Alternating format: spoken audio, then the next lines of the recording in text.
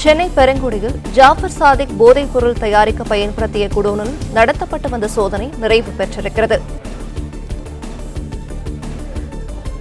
விவரங்களை தர இணைகிறார் நம்முடைய செய்தியாளர் கதிரவன். கதிரவன், வணக்கம். இந்த சோதனையில் என்னென்ன முக்கிய ஆவணங்கள் பறிமுதல் செய்யப்பட்டிருக்கிறது? விவரங்களை சொல்லலாம்.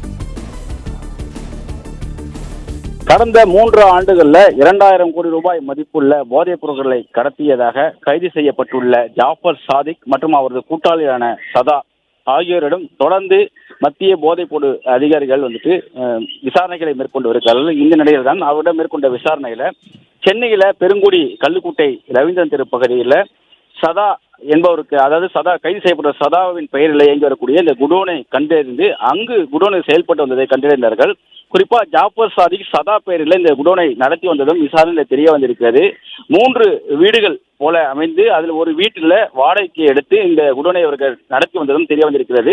வீட்டில் சத்துமாவு தயாரித்து விற்பனை செய்வதாக கூறி அதனை குடோனாக பயன்படுத்தியதும் சிறு சிறு பொட்டலங்களாக இந்த பகுதியில் வைத்துதான் இந்த போதைப் பொருட்களை அவர்கள் தயார் செய்து வெளிநாடுகளுக்கு இவர்கள் கடத்தியதும் தெரிய வந்திருக்கிறது.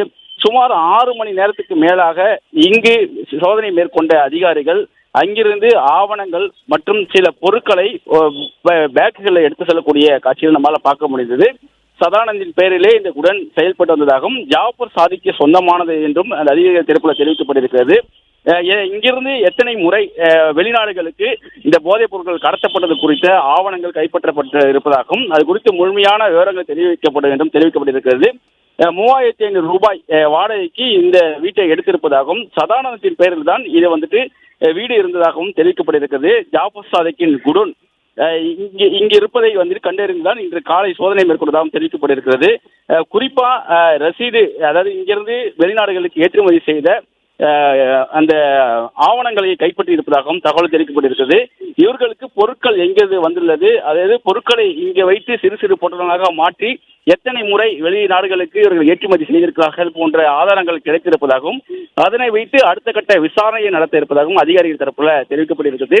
காலை 9 மணி முதல் இங்கு சோதனை நடத்தப்பட்டதாகவும் 6 மணி நேர சோதனைக்கு பின்பு தற்பொழுது இந்த குடோனில் இருக்கக்கூடிய சில ஆவணங்களை கைப்பற்றி எடுத்து சென்றிருப்பதாகவும் அதிகாரிகள் தரப்புல தெரிவிக்கப்பட்டிருக்கிறது. முழுமையான விவரங்கள் பிறகு தெரிவிக்கப்படும் என்று அதிகாரிகள் தரப்புல தெரிவிக்கப்பட்டிருக்கிறது.